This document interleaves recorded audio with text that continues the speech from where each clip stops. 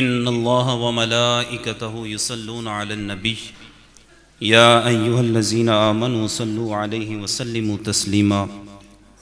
बावाज़ बुलंद पढ़िए अस्सलातु वस्सलामु अलैका या सय्यदी या रसूलल्लाह व अला आलिका व अस्हाबिका या सय्यदी या हबीबल्लाह। अस्सलातु वस्सलामु अलैका या सय्यदी या नबीयल्लाह व अला आलिका व अस्हाबिका या सय्यदी या नूरल्लाह। मौलाय सल्लि व सल्लिम दाइमन अबदा अला हबीबिका खैरिल खल्क़ि कुल्लिहिम हुवल हबीबुल्लज़ी तुरजा शफ़ाअतुहु लिकुल्लि हौलिन मिनल अहवालि मुक़्तहिम। या रब्बि बिल मुस्तफ़ा बल्लिग़ मक़ासिदना वग़फ़िर लना मा मदा या वासिअल करमी।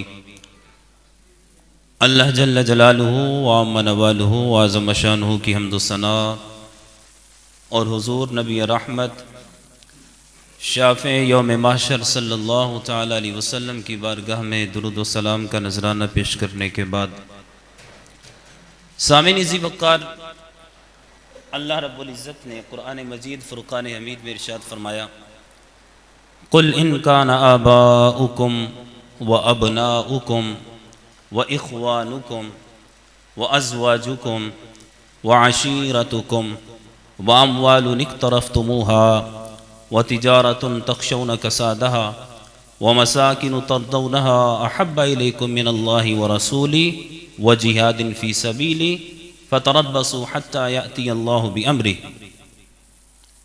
अल्लाह रब्बुल इज़्ज़त ने इस आय मुबारका में अपने महबूब करीम सल्लल्लाहु तआला अलैहि वसल्लम की मोहब्बत का दर्स दिया है और हुजूर के साथ मोहब्बत किस दर्जे की होनी चाहिए, अल्लाह रब्बुल इज़्ज़त ने इस आय मुबारका में उस दर्जे को बयान फरमाया। अल्लाह रब्बुल इज़्ज़त ने फरमाया, कुल ए महबूब फरमा दीजिए। बात रब की है, लेकिन अल्लाह रब्बुल इज़्ज़त फरमाता है ए प्यारे आप कह दीजिए। हुज़ूर सय्यद आला हज़रत रहमतुल्लाह तआला अलैह ने क्या खूब फरमाया, कुल कहकर अपनी बात भी लब से तेरे सुनी। कुल कहकर अपनी बात भी लब से तेरे सुनी, अल्लाह को है इतनी तेरी गुफ्तगू पसंद। ए प्यारे आप कह दीजिए, इनका न आबाउकुम व अबनाउकुम व इख़वानुकुम व अज़वाजुकुम व अशीरतुकुम। फरमाया अगर तुम्हारे आबा व अजदाद, तुम्हारी औलाद, तुम्हारे भाई, तुम्हारी बीवियां, तुम्हारा खानदान, कुंबा कबीला, वामवालुन इक़्तरफ़्तुमूहा, और तुम्हारे वो माल जो तुम जमा करके रखते हो, व तिजारतुन तख़शौन कसादहा, और तुम्हारी वो तिजारत, वो कारोबार कि जिसके नुकसान का हर वक्त तुम्हें अंदेशा लगा रहता है, कहीं कारोबार में नुकसान ही ना हो जाए, तिजारत में घाटा ही ना हो जाए। फिर फरमाया व मसाकिन तर्दौनहा, तुम्हारे पसंदीदा घर, अहब्बा इलैकुम मिनल्लाहि व रसूलिही व जिहादिन फी सबीलिही। अगर ये सब कुछ अल्लाह, उसके महबूब और राह खुदा में जिहाद करने से तुम्हें ज्यादा महबूब है, फतरब्बसू हत्ता याती अल्लाहु बिअम्रिही, तो फिर इंतजार करो यहां तक कि अल्लाह ताला अपना अमर ले आए, अल्लाह का अजाब आ जाए। वल्लाहु ला यहदिल कौमल फासिकीन, अल्लाह फासिक कौम को हिदायत नहीं देता। यहां अल्लाह रब्बुल इज़्ज़त ने अपने महबूब करीम सल्लल्लाहु अलैहि वसल्लम की मोहब्बत की हैसियत को बयान फरमा दिया। इस आयत के तहत एक तो तफसीर कुर्तबी के अंदर ये मौजूद है, मुफस्सिर कुर्तबी फरमाते हैं वफ़िल आयति दलीलुन अला वुजूबि हुब्बिल्लाहि व रसूलिही वला खिलाफ़ फ़ी ज़ालिका बैनल उम्मा। आप फरमाते हैं ये आयत इस बात पर दलालत करती है कि महबूब करीम सल्लल्लाहु तआला अलैहि वसल्लम की मोहब्बत उम्मत पर वाजिब है, और कहा पूरी उम्मत में इस मसले के दरमियान कोई इख्तिलाफ नहीं है, नबी करीम सल्लल्लाहु तआला अलैहि वसल्लम की मोहब्बत वाजिब है। और किस दर्जे की मोहब्बत वाजिब है? हर चीज से बढ़कर हुजूर से प्यार होना चाहिए, जान, माल, औलाद, घर, हर चीज से बढ़कर महबूब करीम सल्लल्लाहु तआला अलैहि वसल्लम से मोहब्बत होनी चाहिए। और ख़ुद नबी करीम सल्लल्लाहु ताला अलैहि वसल्लम ने भी बयान फरमा दिया, ला युमिनु अहदुकुम हत्ता अकूना अहब्बा इलैहि मिन वालिदिही व वलदिही वन्नासी अजमईन। और मैं जब तक मैं तुम्हारे लिए, तुम्हारे वालिदैन, औलाद, हत्ता के तमाम लोगों से बढ़कर महबूब ना हो जाऊं तो मोमिन नहीं हो सकते। एक मरतबा इमामुल अंबिया सल्लल्लाहु ताला अलैहि वसल्लम ने सैयदना उमर इब्न खत्ताब रदियल्लाहु ताला अन्हु का हाथ अपने दस्ते मुबारक में लिया हुआ है। तो हज़रत उमर फारूक रदियल्लाहु ताला अन्हु अर्ज़ करते हैं, या रसूलल्लाह सल्लल्लाहु अलैहि वसल्लम, आप मुझे हर चीज से बढ़कर प्यारे हैं, हर चीज से बढ़कर महबूब हैं, लेकिन मुझे अपनी जान ज्यादा अजीज है। कौन अर्ज कर रहा है? अमीरुल मोमिनीन सैयदना उमर इब्न खत्ताब रज़ियल्लाहु ताला अर्ज करते, हर चीज से बढ़कर आप महबूब हैं, लेकिन मेरी जान आपसे भी मुझे ज्यादा अजीज है। तो नबी करीम सल्लल्लाहु ताला अलैहि वसल्लम ने यही फरमाया, ए उमर, उस वक्त तक तुम कामिल मोमिन नहीं हो सकते जब तक हर चीज से बढ़कर तुम मुझसे प्यार न करो। जब अपने महबूब की जुबान से ये बात सुनी तो फौरन अर्ज करते, या रसूलल्लाह, बाप मुझे मेरी जान से भी बढ़कर अजीज है, मेरी जान से बढ़कर अजीज है। तो नबी करीम सल्लल्लाहु ताला अलैहि वसल्लम ने फरमाया, ए उमर, हाँ, अब तुम पक्के मोमिन हो गए, अब तुम पक्के मोमिन हो गए। ये सैयदना उमर इब्न खत्ताब रज़ियल्लाहु ताला अन्हु की सच्चाई थी कि अपनी अंदरूनी कैफियत को साफ साफ बारगाह मुस्तफ़ा में अर्ज कर दिया। ये आपकी सच्चाई थी। और दूसरी तरफ निगाह मुस्तफ़ा का कमाल देखिए कि एक ही सेकंड में ईमान के तमाम मरातिब तय करवा दी और साथ सर्टिफिकेट भी दे दिया कि अब तुम पक्के मोमिन हो गए हो। या अगर ये बात भी करता चलूं कि जिसको ईमान की पुख्तगी की सनद इमामुल अंबिया ने दी है, उससे फिर ईमान कौन ले सकता है? उससे फिर कौन ईमान छीन सकता है? एक सेकंड में इमामुल अंबिया सल्लल्लाहु अलैहि वसल्लम ने ईमान के तमाम मदारिज और मरातिब तय करवा दिए।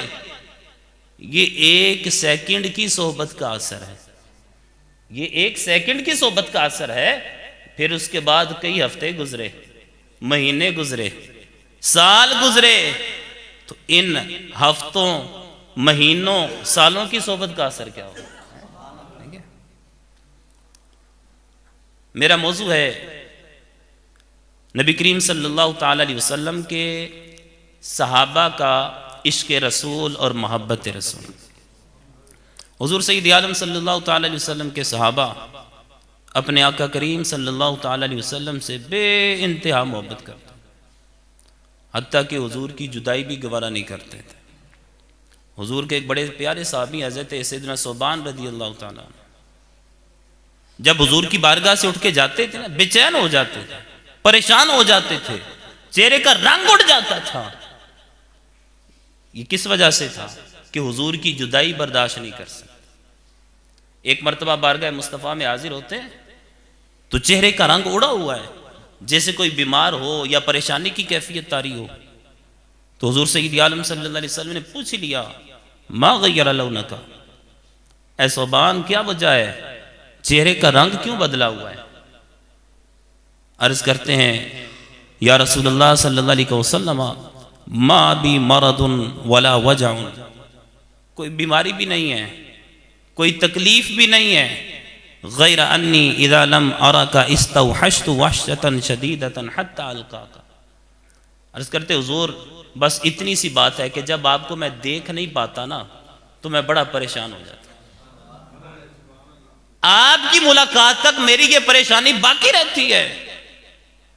फिर करते हैं, सुम्मा ज़करतुल आखिरा, हुजूर, फिर मुझे वो आखिरत का मंजर भी याद आता है। फ़ाख़ाफ़ु अन ला अराका, मुझे इस बात का अंदेशा है, इस बात का खौफ लायक रहता है कि मैं आखिरत में आपका दीदार नहीं कर सकूंगा, मैं आखिरत में आपको नहीं देख सकूंगा। क्यों? लिअन्नका तुरफ़अु मअन नबिय्यीन, इसलिए कि हुजूर आप तो अंबिया के साथ अरफ़ा वाला मकामात पे होंगे। व इन्नी इन दखलतुल जन्नह कुन्तु फी मंजिलतिन अदना मिन मंजिलतिका, हुजूर अगर मैं जन्नत में चला भी गया तो कहाँ आपका मकाम और कहाँ मैं, कहाँ आपकी शान अरफा वाला मकाम पे आप फाइज होंगे और कहाँ मैं अदना गुलाम। अब ये एक गुलाम आका करीम सल्लल्लाहु अलैहि वसल्लम की बारगाह में अपनी अर्जी पेश कर रहा है, या रसूलल्लाह परेशानी का सबब ये है। अल्लाह रब्बुल इज़्ज़त ने करम फरमाया, कुरान मजीद की आयत नाजिल फरमाई, वमन युतिइल्लाह वर रसूल फउलाइका मअल्लज़ीना अनअमल्लाहु अलैहिम मिनन नबिय्यीन वस्सिद्दीकीन वश्शुहदाई वस्सालिहीन, कि जो अल्लाह का मुती बन गया, जो अल्लाह के महबूब का फरमाबरदार बन गया, कल बरोज़े क़यामत अल्लाह रब्बुल इज़्ज़त उसे अंबिया की संगत नसीब फरमाए हैं। अल्लाह रब्बुल इज़्ज़त उसे सिद्दीकीन और शुहदा का साथ नसीब फरमाएगा। अल्लाह रब्बुल इज़्ज़त उसे अपने औलिया की सोबत नसीब फरमाए।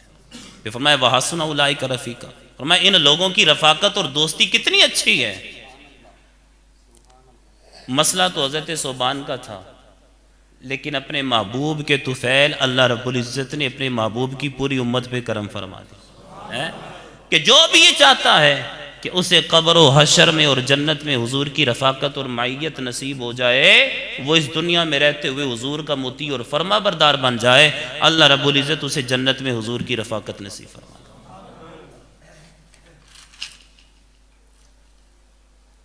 सैयदना अली रज़ी अल्लाह तआला अन्हु से किसी ने सवाल किया, ए अली बताइए आप लोगों की, यानी आप जो सहाबा हैं महबूब करीम सल्लल्लाहु अलैहि वसल्लम के, आपकी हुजूर के साथ मोहब्बत कैसी थी?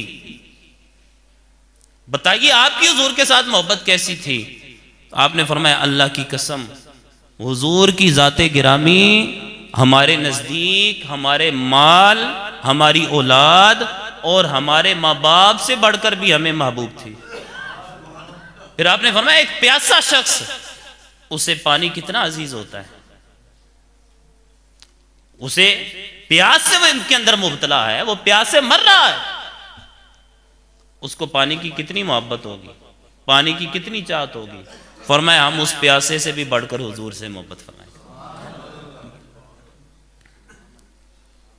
अब यही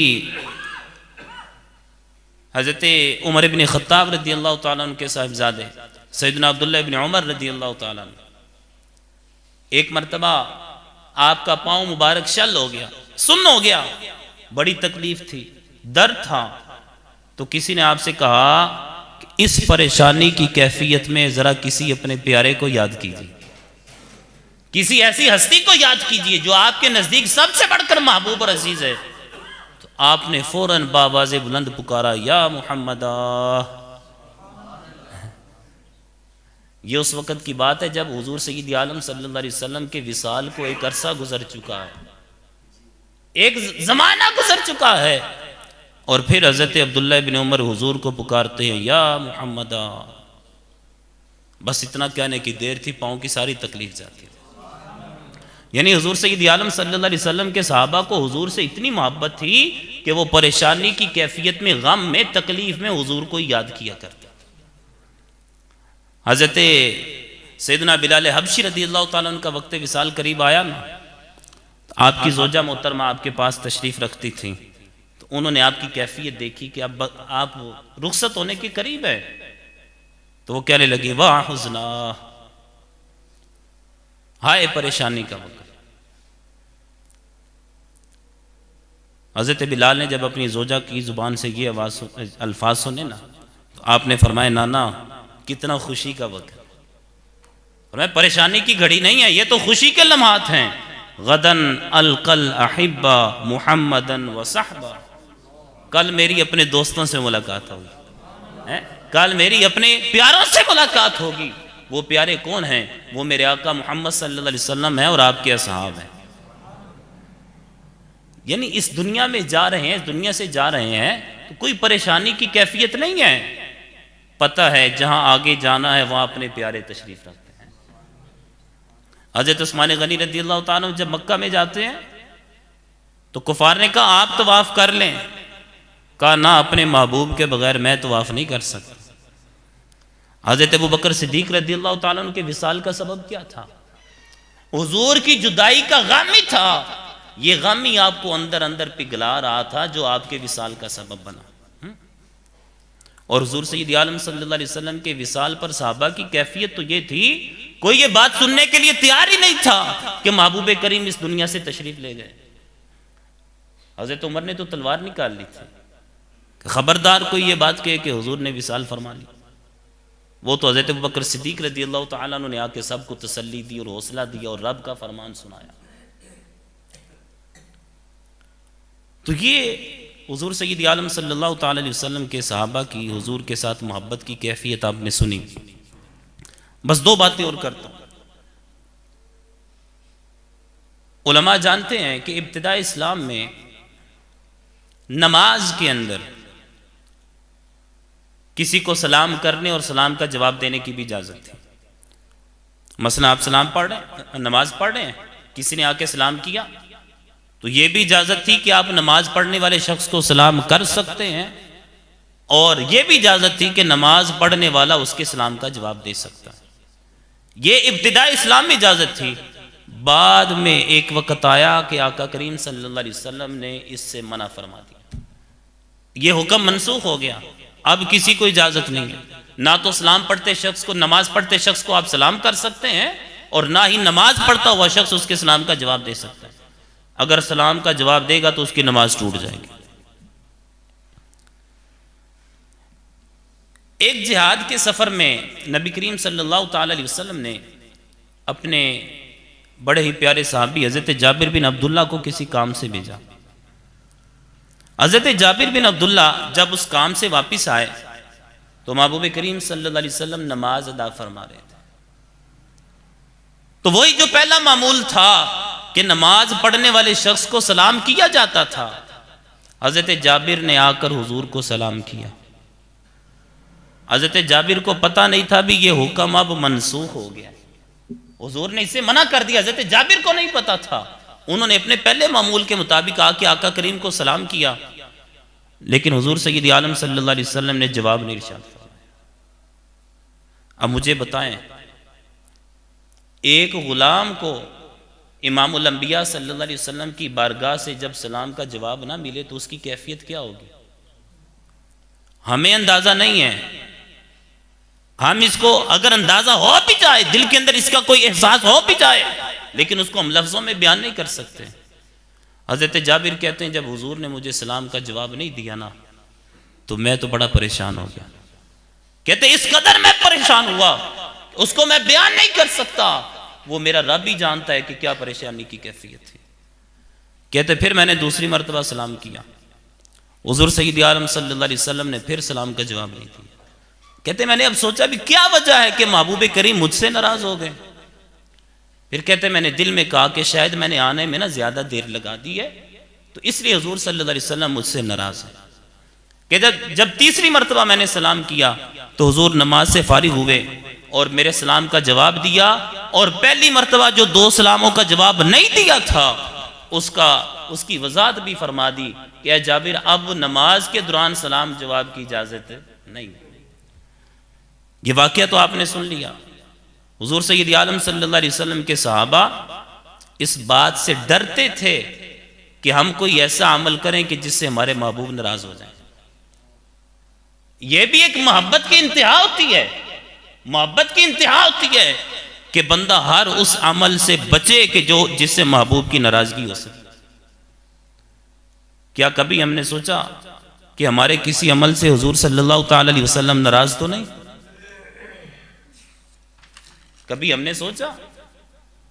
हमारा तो ये अकीदा है कि हमारे आमाल महबूब करीम सल्लल्लाहु अलैहि वसल्लम की बारगाह में पेश किए जाते हैं। और फिर यही नहीं, हमारा यह भी अकीदा है कि इमामुल अंबिया सल्लल्लाहु अलैहि वसल्लम अपनी कब्र अनवर में तशरीफ रखते हैं और वहां तशरीफ रखते हुए निगाह नबुव्वत से उम्मत के हालात से भी वाकफियत रखते हैं। लेकिन क्या वजह है कि जब हमारा ये अकीदा है कि हुजूर हमारे अमलों को देख रहे हैं, लेकिन फिर भी हम नमाजें छोड़ने से बाज नहीं आते, फिर भी हम झूठ, गिबत और दीगर जितने गुनाह हैं उनसे बाज नहीं आते। क्या गुनाह करते हुए हमारे दिल में ये ख्याल नहीं आता यार आका करीम सल्लल्लाहु अलैहि वसल्लम हमें देख रहे हैं, हमारे अमल से आका नाराज हो जाएंगे? मेरे नबी के सहाबा की तो ये कैफियत थी कि वो हुजूर की नाराजगी बर्दाश्त नहीं कर सकते। और हर ऐसे अमल से बचने की इंतहाई कोशिश करते थे कि जो हुजूर की नाराजगी का सबब बन सकता हो।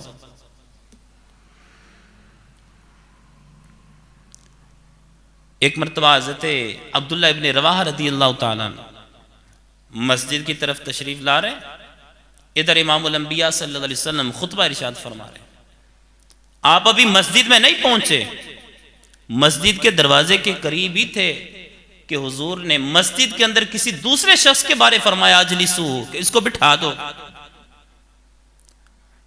कहा किसी और के लिए था। हज़रत अब्दुल्ला बिन रवाहा की कानों में जब हुजूर की ये सदाए दिल नवाज पड़ी, मस्जिद के दरवाजे पर बैठ गए। हुक्म अब्दुल्ला के लिए नहीं था, लेकिन बस महबूब की आवाज पड़ी, हुजूर ने फरमाया बैठ जाओ, तो वहीं पे बैठ गए। जब हुजूर खुतबा से फारिग हुए तो हज़रत अब्दुल्ला इब्ने रवाहा रज़ियल्लाहु ताला अन्हु का ये जो जज्बा इताअत था, इसको देखते हुए आपने हज़रत अब्दुल्ला को दुआ से नवाजा। वो दुआ क्या थी? हुजूर ने फरमाया ज़ादकल्लाहु हिरसन अला तवाइयतिल्लाहि व तवाइयति रसूल। ए जाबिर, अल्लाह की ताअत और फरमा बरदारी और उसके रसूल की ताअत और फरमा बरदारी का ये जो जज्बा तुम्हारे अंदर मौजूद है, अल्लाह रब्बुल इज्जत इस जज्बे को और बढ़ा दे। अब देखिए, आका करीम सल्लल्लाहु अलैहि वसल्लम का हुक्म नहीं था, फिर भी अमल किया, हुजूर ने दुआओं से नवाजा। अगर कोई बंदा आका के हुक्म पर अमल करे तो हुजूर कितना खुश होंगे और कितनी दुआओं से नवाजेंगे, कितनी दुआओं से नवाजेंगे। ये दुआओं का सिलसिला आज बंद नहीं हुआ, ये दुआएं आज भी मिलती हैं, ये फैज आज भी जारी है। तो मुझे आप खुद ही गौर कीजिए कि अगर आप और मैं हुजूर सय्यद आलम सल्लल्लाहु अलैहि वसल्लम के सच्चे मुती और फरमा बरदार बन जाएंगे, जिस जिस काम का हुजूर ने हुक्म दिया है हम वो करेंगे, और जिससे मना किया है हम उसको छोड़ देंगे, तो खुद ही अंदाजा लगाइए हुजूर कितना खुश होंगे, और गुंबद खजरा के साए से हमारे लिए कितनी दुआएं निकलेंगी। तो ये भी सहाबा की मोहब्बत का ही अंदाज है। मोहब्बत का इजहार कभी जुबान से होता है और मोहब्बत का इजहार कभी हुक्म पर अमल करके भी होता है। तो ये भी मोहब्बत का इजहार है कि आपने आका करीम सल्लल्लाहु ताला अलैहि वसल्लम की सदाए दिल नवाज पर अमल करके बताया कि हमें आका करीम के फरमान से भी मोहब्बत है और हुजूर की जात से भी मोहब्बत है। आज तो खैर वो दौर आ गया ना कि वालिदैन अपनी औलाद को नेकी की तरफ लाते ही नहीं, कहते ही नहीं। आज तो ये दौर आ गया, वरना एक वक्त था हुजूर सय्यद आलम सल्लल्लाहु अलैहि वसल्लम के गुलाम अगर औलाद हुजूर के किसी हुक्म की नाफरमानी करती तो सख्त सरजनिश किया करते थे। आज तो हमारी सरजनिश और डांट डपट और नाराजगी और गुस्से का इजहार सिर्फ इसलिए होता है ना कि बेटा तू मेहनत नहीं करता, स्कूल में सही तरह पढ़ता नहीं, नंबर अच्छे नहीं लेके आता, अगर तू अच्छे नंबर नहीं लाएगा तो मैं तुझसे नाराज हो जाऊंगा, मैं तेरी जेब खर्ची बंद कर दूंगा। लेकिन कभी नमाज के हवाले से किसी बाप ने अपनी औलाद से इस तरह का कलाम नहीं किया, बेटा तू नमाज नहीं पढ़ेगा तो मैं तुझसे नाराज हो जाऊंगा, मैं तेरी जेब खर्ची बंद कर दूंगा। कभी ऐसा नहीं होता। हजरत अब्दुल्ला इब्न उमर रज़ियल्लाहु ताला आपके साहबजादे जनाबे बिलाल इस बात को बयान करते हैं, कहते एक मरतबा अब्बा जान हजरत अब्दुल्ला इब्न उमर रज़ियल्लाहु ताला ने हुजूर का फरमान बयान करते हुए ना ये हुजूर की हदीस सुनाई। नबी करीम सल्लल्लाहु ताला अलैहि वसल्लम ने फरमाया, अगर तुम्हारी औरतें मसाजिद में जाने की इजाजत तलब करें तो उन्हें उनका अज्र व सवाब से जो हिस्सा है उस हिस्से से महरूम ना करो। ये हुजूर का फरमान सुनाया हजरत अब्दुल्ला ने अपने बेटे बिलाल को। तो बिलाल कहने लगे अपने जमाने के हालात को देखते हुए, कहा हम तो उनको जरूर रोकेंगे, हम तो खवातीन को रोकेंगे मसाजिद में आने से। हजरत अब्दुल्ला को ये अपने बेटे का अंदाज़े कलाम पसंद नहीं आया। आपने फरमाया अकूलु काला रसूलुल्लाह व तकूलु अंता लनम नाहुन्ना, मैं तुझे नबी का फरमान सुना रहा हूं और तू उसके मुकाबले में कहता है कि हम उनको रोकेंगे। आपने उनकी बड़ी सख्त सरजनिश फरमाई। और हजरत अब्दुल्ला के दूसरे बेटे हजरत सालिम कहते हैं, फरमाया इतने शदीद और सख्त अल्फाज से अब्बा जान ने उसको डांटा कि जिंदगी में कभी आपकी जुबान से इतने सख्त अल्फाज सुनाई नहीं दिए।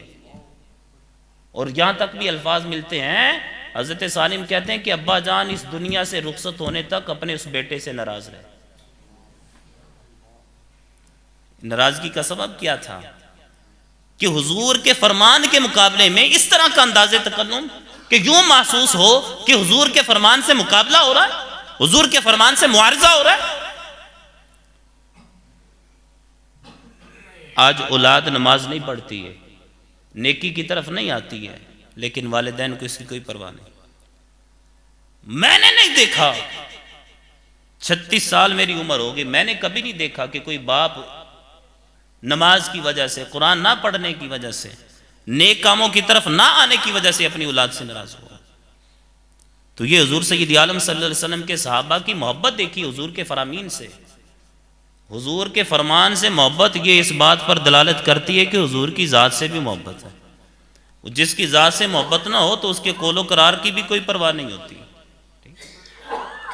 यहां मैं मसले की भी वजाहत करता चलूं।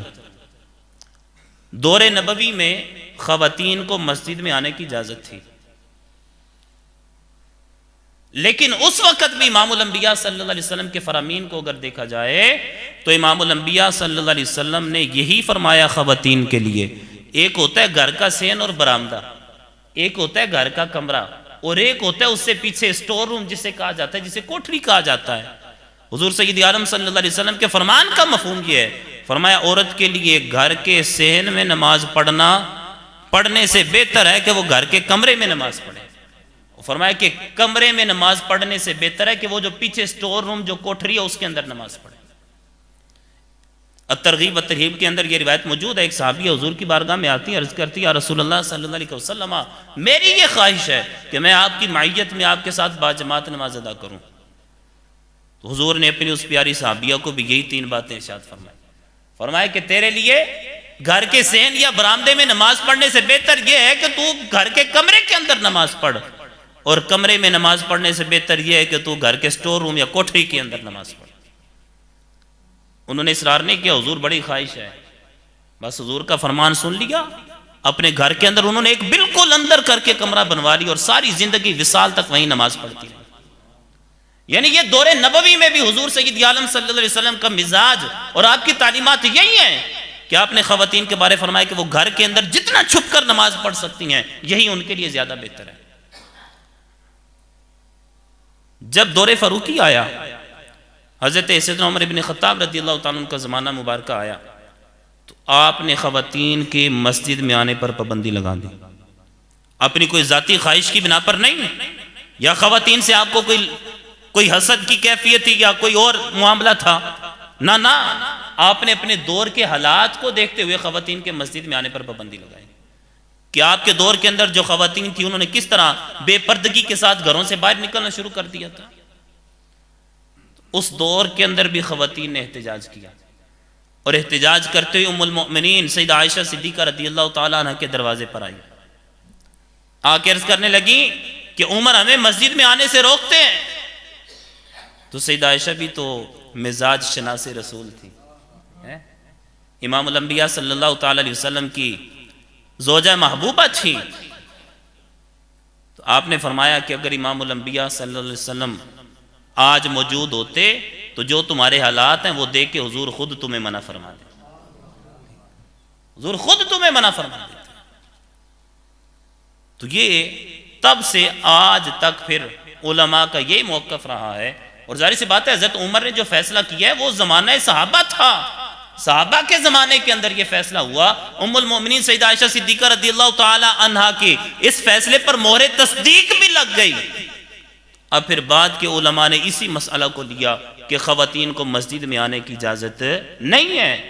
फी ज़माना ख़वातीन की तरफ से इसरार होता है, जी हमें मस्जिद में आने दिया जाए, हम यहाँ के बाजमात नमाज पढ़ेंगे, ख़ास तौर पर जुम्मे वाले दिन तस्बीह नमाज के लिए आना। एक मसला तो ये है कि ख़वातीन फ़र्ज नमाज के लिए भी मस्जिद में नहीं आ सकती। दूसरा मसला ये है, अब ख़वातीन इकट्ठी होकर जमात करवाएं मस्जिद में या किसी और जगह। ख़वातीन की बाजमात नमाज, खातून की इमामत भी मकरूह तहरीमी है, उसको इमामत की इजाजत नहीं है। अगर करवाती है इमामत तो वो मकरूह तहरीमी करीबुल हराम है। और तीसरी बात, सलातुत तस्बीह नफल नमाज है। नफल नमाज अगरचे मौजूदा ज़माने के बाद उलमा ने इसके जवाज़ की सूरत भी निकाली है, लेकिन हमारे पुराने उलमा का यही मौक़िफ़ है कि नफल जमात अलहदा अपने घरों में पढ़ी जाए। नफल जमात की बाजमात जो अदायगी है वो भी मकरूह तंज़ीही है। तो पता चला कि ख़वातीन के लिए बेहतरीन जगह यह है कि वो अपने घरों के अंदर नमाज पढ़ें। तो फिर मैं अपने मौजू की तरफ आता हूँ। हुजूर सय्यद आलम सल्लल्लाहु तआला अलैहि वसल्लम के सहाबा को अपने आका से इतनी मोहब्बत थी कि हुजूर की ज़ात से भी प्यार करते थे, हुजूर के अक़वाल से भी प्यार करते थे और हुजूर के फ़ाल से भी प्यार करते थे। अपना तन मन धन सब कुछ हुजूर की ज़ात पे कुर्बान करना अपने लिए बाइसे फ़ख्र समझते थे। और हुजूर सय्यद आलम सल्लल्लाहु तआला अलैहि वसल्लम के फ़रामीन पर अमल करना इस दुनिया में भी और आखिरत में भी अपने लिए निजात का सबब बनते थे। ज़ुबानी मोहब्बत के दावेदार नहीं थे, वो सिर्फ ज़ुबान के गाजी नहीं थे, वो किरदार के भी गाजी थे। हम सिर्फ ज़ुबान के गाजी हैं। हम ज़ुबान से दावा तो करते हैं कि हमें आका करीम से मोहब्बत है, लेकिन जब हम अमल के मैदान में खुद को देखते हैं और अपने गिरेबान में झांक कर जब गौर व फिक्र करते हैं तो हम अमल के मैदान में ज़ीरो नज़र आते हैं। तो ज़रूरत इस अमर की है, आज अमल की ज़रूरत है। आज ज़ुबानी दावों की ज़रूरत नहीं है, ज़ुबानी दावे बहुत हो गए, आज अमल की ज़रूरत है। अमल के बगैर मोहब्बत भी काम आएगी, लेकिन बाज़ का ऐसा होता है कि अमल के अंदर इतना बिगाड़ आ जाता है, इतना बिगाड़ आ जाता है कि वो बिगाड़ बंदे को कुफर के करीब या कुफर तक पहुंचा देता है। जब बंदा कुफर में दाखिल हो गया तो फिर हुजूर की मोहब्बत किसी काम नहीं आएगी।